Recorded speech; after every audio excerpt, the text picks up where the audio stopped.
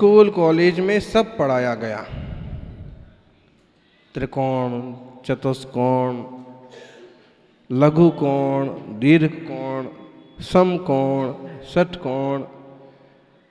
School में college में हर कोण पढ़ाया गया, लेकिन जो जीवन में हमेशा उपयोगी होता है सिर्फ वह नहीं पढ़ाया गया, और वह है दृष्टिकोण। अगर दृष्टिकोण बदल जाए, दृष्टिकोण सही हो जाए, तो और किसी कोण को पढ़ने की जरूरत नहीं रहेगी। दृष्टिकोण क्या है? मुनि महाराज ने ऐसा क्यों किया? समय का अतिरेक हो गया, फिर भी उन्होंने व्याख्यान क्यों दिया? अमुक तरह की प्रवृत्ति कैसे हुई? संभवतः उनका कोई ऐसा स्पेशल दृष्टिकोण होगा, और दृष्टिकोण न समझने से वो आलोचना का कारण बन जाता है।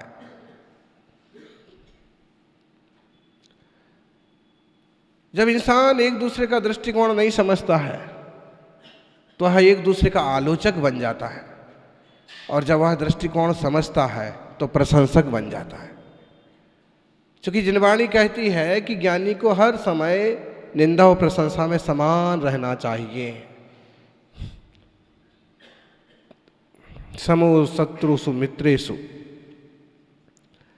मित्र और शत्रु में सब समान होना चाहिए, हर हाल में साम्य भाव की साधना होना चाहिए। ये दृष्टिकोण जीवन का ऐसा बनना चाहिए कि आप हर एक व्यक्ति को समझ पाएं, हर व्यक्ति व्यवस्था को समझ पाएं और शांत रह पाएं। लेकिन आप केवल एक शिक्षक के रूप में और एक अधिकारी के रूप में उसे बदलने की, उसे समझाने की कोशिश करेंगे तो नहीं बदल सकते। वो स्कूल और वो छात्रावास भी बंद पड़ जाते हैं जहां बच्चों को डंडे मारे जाते हैं, क्योंकि आजकल तो पिता भी बच्चों को डंडा मारे वैसा जमाना नहीं रहा, डांटने का भी जमाना नहीं रहा। फिर भी गुरुजन अगर कुछ कहते हैं तो अपनेपन के नाते कहते हैं, और उसको समझ करके अपने जीवन में उसकी उपयोगिता को समझना चाहिए, बदलना चाहिए, अपने जीवन को अच्छाइयों से चराबोर करना चाहिए। वो किस्सा जो है हंस और चूहे का, हंस का दृष्टिकोण साफ सुथरा है कि जो चूहा है ये पानी में डूबा जा रहा है, मरा जा रहा है, इसे बचा लिया जाए, और वो जैसे तैसे करके अपनी चोंच का सहारा देकर के उसको पानी के बाहर लाता है। वो खुद जलचर जीव नहीं है, आकाश में उड़ने वाला है, आसमानी ऊंचाइयों तक जा सकता है, लेकिन उसकी सुरक्षा के लिए वो नीचे आ जाता है और देखता है कि इसे काफ़ी ठंड लग रही है तो उसको लिए पंख से ढक लेता है, इसे कोई बिल्ली ना खा जाए, इसे कोई दूसरा जानवर ना खा जाए, इसलिए थोड़ी देर के लिए सुरक्षा के लिए कि जब तक ये स्वस्थ ना हो जाए तब तक इसे ढक लो, इसे सुरक्षित रखो, इसकी व्यवस्था बना के रखो, इसका जिसमें भला हो वैसा करो, इसके लिए अपन टाइम दो। अपने को जल्दी जाना है, आसमान में उड़ जाना है, तब भी छोड़ के चला जाऊंगा तो सब काम गड़बड़ हो जाएगा, ये भी मौत मारा जाएगा। तो हंस ने क्या किया? वहीं अपने पंख से ढक करके उसे सहलाया कि इसकी सर्दी दूर हो जाए और गर्मी बढ़ जाए। और चूहे ने क्या किया? जैसे उसे थोड़ा ख्याल आया, जैसे थोड़ा होश आया, जैसे हलन चलन पैदा हुआ बॉडी में, तो उसने हंस के पंखों को भीतर भीतर कुतरना चालू कर दिया। और तभी कोई शिकारी आता है, हंस देखता है कि अब चूहा तो जो है थोड़ा स्वस्थ महसूस हो रहा है, हिलडुल रहा है, चल रहा है, और अब खतरा भी सामने है, तो इसके प्राण ये बचाने के लायक है, ये छुप सकता है, लेकिन मुझे भी अब बच जाना चाहिए, मुझे यहाँ से उड़ जाना चाहिए। और जैसे उसने उड़ने की कोशिश की तो देखा कि उसका पंख बुरी तरह से कटा हुआ है और वह अच्छी तरह से उड़ान नहीं भर पाया। परिणाम ये हुआ, शिकारी का तीर लगा और हंस को अपना जीवन गंवाना पड़ा। तो कई बार परम हंसों के साथ भी ये होता है, दिगंबर हंसों के साथ भी ये होता है, अच्छे लोगों के साथ भी ये होता है कि वे किसी का भला करने जाएं, किसी का अच्छा करने जाएं, और वो चूहा बुद्धि वाला व्यक्ति, वो चूहा बुद्धि वाला श्रावक उल्टा तुम्हारे ही ऊपर बार कर दे, आलोचना कर दे। दुनिया है, सारे लोग बुरे नहीं होते हैं, लेकिन जिनका दृष्टिकोण त्रिकोण है, अलग ही ढंग से सोचते हैं, आप उन्हें नहीं समझा सकते। वो ये तो कहेंगे कि मुनि महाराज का आहार महिला मंडल के चौके में कैसे हो सकता है, सामूहिक चौके में कैसे हो सकता है, लेकिन चौका नहीं लगाएंगे। उनका तो 16 ही नहीं रहा, वो लोग तो 16 ही नहीं पालते। भाई तुम पालते हो, तुम पाल लो थोड़ा सा। और साधु तो ऐसा शुद्धि के लिए निकले हैं कि जहाँ शुद्ध आहार मिल जाए वहाँ पड़गान हो। इस तरह से बहुत तरह की बात है। प्रवचन में अमुक विषय क्यों नहीं आया, तमुक विषय क्यों नहीं आया। भाई प्रवचन में श्रावकों की, श्रोताओं की थोड़ी सी रुचि का भी ख्याल रखना पड़ता है।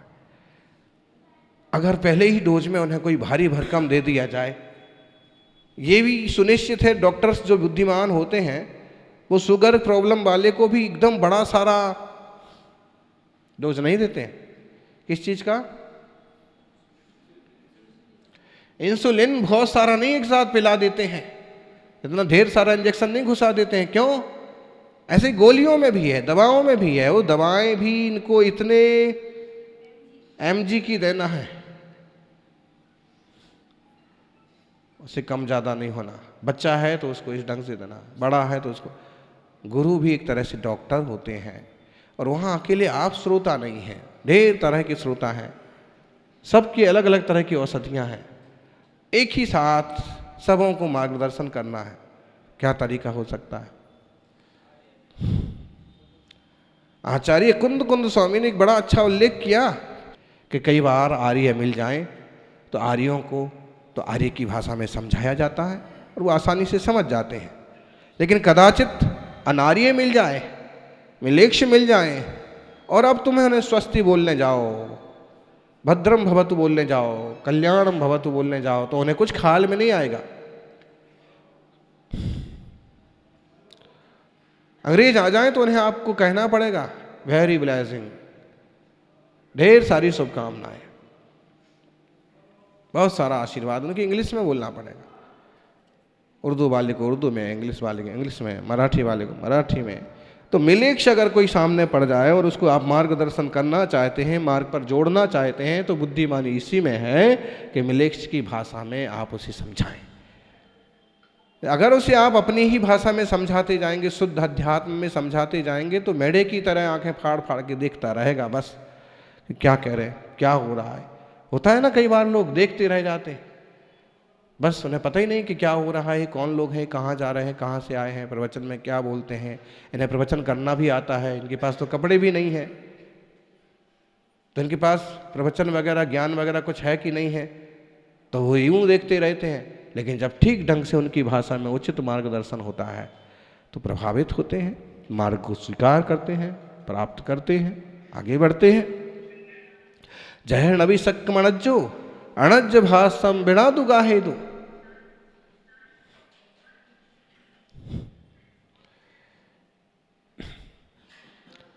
समर्थ नहीं है कि अनार्य को समझा दिया जाए उसकी भाषा के बिना।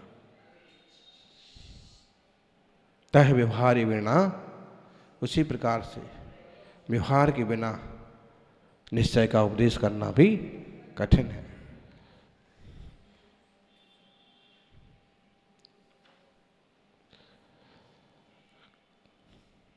तो इस कारण से कभी कभी मुनि राजाओं को इस तरह की प्रवृत्तियां, इस तरह की वार्ता का मार्ग अपनाना पड़ता है। हाँ, ये बात सही है कि मिलेक्षों का मार्गदर्शन करते करते खुद मिलेक्ष नहीं बन जाए। आप प्रज्ञावान हैं तो आप ये कोशिश करें कि वो बदलें, उनका जीवन मंगल बने। ऐसा ना हो कि धीरे धीरे आप ही उल्टे वैसे बन जाएं। व्यवहारियों के साथ में एकदम व्यवहारी ना बन जाएं। व्यवहार की बातचीत मार्गदर्शन करने के बाद आप तो खुद तुरंत अपने में वापस आए। ज्ञानानंद स्वरूपो हम, ज्ञाता दृष्टा में को हम, तुरंत वापस आना चाहिए। कभी कसायाविष्ट बुद्धि हो जाती है तो तो हमें वापस आने में भी देर नहीं लगती है कि कहाँ चले गए, कहाँ रास्ता भूल गए। ये तो बिल्कुल गलत है। इतना सारा अपना अहित कर डाला, हे आत्मन क्षमस्व इच्छामि दुक्कडम। कभी अपने आप से माफ़ी मांगो। आज मैंने बहुत बुरे विचार कर लिए, आज मैंने कितने कितने खराब सोच लिया, इतने वासना की बातें कैसे आ गई, इतना गुस्से का विषय कैसे आ गया, हे आत्मन मुझे क्षमा करियो। खुद अपने आप से क्षमा मांगो। एक तरफ आप अपनी वर्तमान की पर्याय को रखो, दूसरी तरफ ध्रुव स्वभाव को रखो और खुद से भी क्षमा मांगना सीखो। प्रतिक्रमण क्या है? जो बाहर चले गए हैं पुनः भीतर आना, लौट आना। स्त्री कथा हुई हो, चोर कथा हुई हो, भोजन कथा हुई हो, इन सब का मैं निरसन करता हूँ, इन सबों की भावनाओं का त्याग करता हूँ। मिच्छामि दुक्कडम। जैसा झूठ चोरी कोई दोष लगे हो, बड़ी सावधानी बड़ी विवेक से बढ़ेंगे तो अपन कहीं पहुँचेंगे, वरना कहीं नहीं पहुँचेंगे। सौभाग्यशालियों, आजकल हम लोग ऐसे माहौल में जी रहे हैं कि जहाँ ड्रामा देख करके लोग रोते हैं, पिक्चर सीरियल देख करके, टीवी देख करके लोग रोते हैं। आजकल हम सब लोग ऐसे माहौल में जी रहे हैं जहाँ लोग ड्रामा देख करके, नकली सीरियल देख करके रोते हैं और हकीकत देख करके उसे ड्रामा बताते हैं। किसी की हकीकत है, किसी की तकलीफ सचमुच में है, कोई सचमुच में परेशान है तो लोग कहते हैं ये ड्रामा कर रहा है, ये तो पैसे वसूलना चाहता है, तो भीख मांगना चाहता है। देखिएगा अभी ये रो रहा है और अपन से कहेगा कि मुझे भाड़ा दे दो, मुझे किराया दे दो, मुझे शिखर जी की यात्रा करा दो, मैंने खाना नहीं खाया है, मुझे खाना खिला दो। सचमुच जो आदमी हकीकत में परेशान है, लोग आजकल उसे ड्रामा समझ लेते हैं और ड्रामा को सच्चाई समझ लेते हैं। ये बड़ी भूल है। संवेदनाएं इसमें इतनी घट जाती हैं कि कई बार अपने माँ बाप, अपने परिजनों की प्रक्रिया को भी वो ड्रामा समझते हैं। मम्मी तो ड्रामा कर रही है, सासू तो ड्रामा कर रही है, बीमार होने का दादाजी तो ड्रामा कर रहे हैं, ऐसे अच्छे हट्टे कट्टे हैं, चलते फिरते हैं, उनको क्या तकलीफ है, और उनको निग्लेक्ट कर देते हैं। तो इस टाइप की वृत्तियां बराबर नहीं है, ठीक नहीं है। संवेदनाएं होना चाहिए और एक दूसरे की बात को, भावनाओं को समझना चाहिए।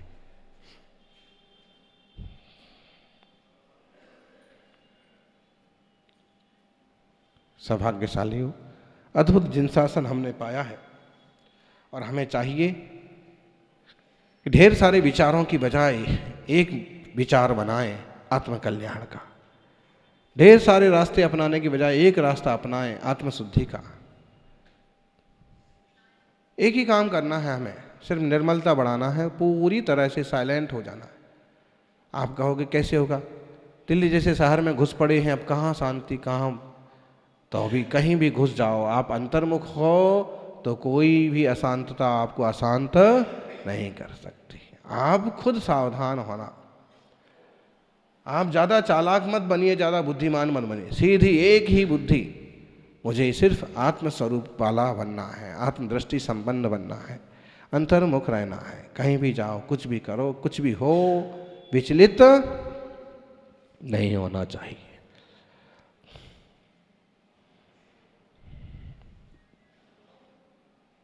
एक बड़ा सारा तालाब था और उस तालाब में कई तरह की मछलियां रहती थी और उसमें कुछ मछलियों को अपने आप में बहुत गुरूर था। एक मछली, दो मछली, तीन मछली। और एक बार क्या हुआ कि वो जहाँ तक आज कोई मछुआरा नहीं पहुँच पाता था, वहाँ एक मछुआरा परिवार के साथ, बड़ी टीम के साथ पहुँच गया। तो मछलियों ने, जो अपने आप को बहुत बुद्धिमान समझती थी, उनने देखा कि ऐसा हमने कभी सुना था और ऐसा होता है कि लोग मछली को पकड़ के ले जाते हैं, ख़त्म कर देते हैं। तो उसमें जो सहस्त्रमती थी, सहस्त्र बुद्धि, उसने कहा मेरे पास सहस्त्र हजार बुद्धियाँ हैं, मेरे पास बहुत ज़्यादा ज्ञान है और अपन को कहीं कोई भागने वागने की ज़रूरत नहीं है। जाल बिछाने लगेंगे तब मैं 1000 बुद्धियों से काम करूँगी और यहाँ से छुटकारा पाके बची रहूँगी। दूसरी सत बुद्धि थी, जिसकी सैकड़ों बुद्धियाँ थीं, उसको सैकड़ों आइडिया आते थे बचने के। उसने भी कहा कि कोई ज़रूरत नहीं है, देखेंगे जो होगा सो होगा, मेरे पास इतना ज्ञान है, मेरे पास इतनी बुद्धियां हैं।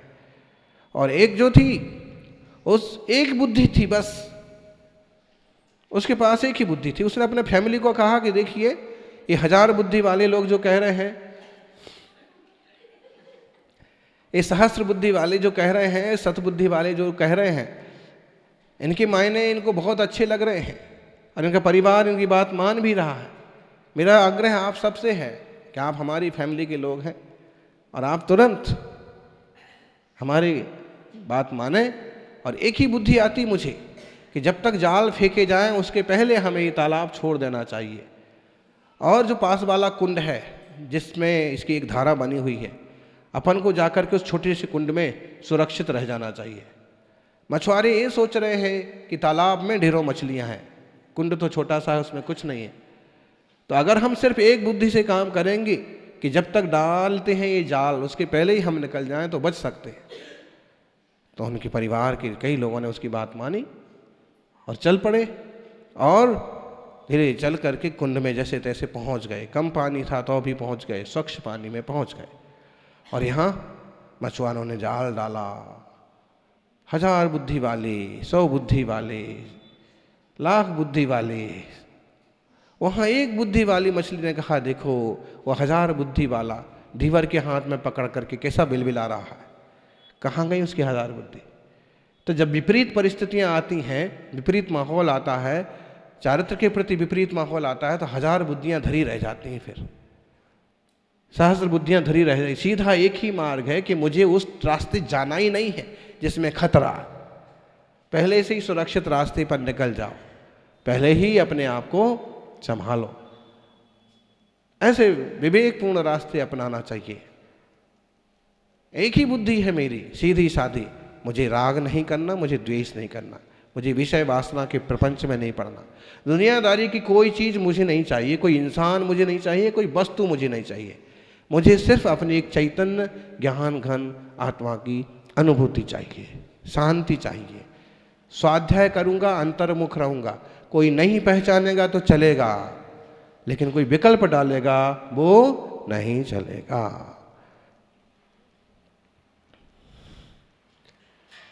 निर्विकल्प स्वभाव की दृष्टि बनाने का प्रयास करें। परस्पर में एक संघ होता है, समुदाय होता है, इसमें परस्पर पूरक होते हैं। लगभग वे एक दूसरे की साधना में कुछ निमित्त और सहयोगी बनते हैं और उस तरह से अपन सभी आगे आगे आत्मशुद्धि के पथ पर बढ़े। यही मंगल भावना। जय बोलिए 24 तीर्थंकर भगवान की।